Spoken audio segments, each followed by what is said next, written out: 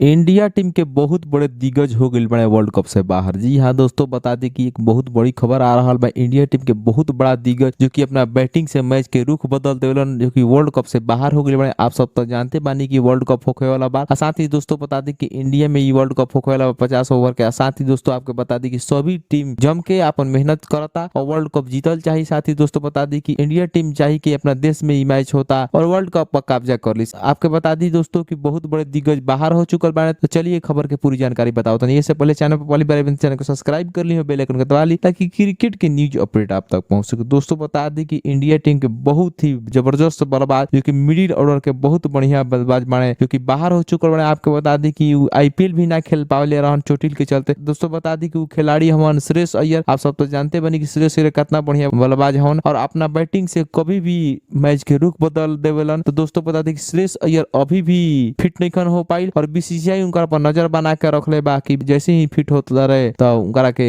बहुत जल्दी प्रैक्टिस शुरू करवा देवल जाई। लेकिन दोस्तों बता दी कि श्रेयस अय्यर के 99% चांस बा कप ना खेल पाइन। इंडिया टीम के लिए बहुत बुरी खबर बा। तो दोस्तों आपने अपना प्रतिक्रिया दी कमेंट बॉक्स में। धन्यवाद।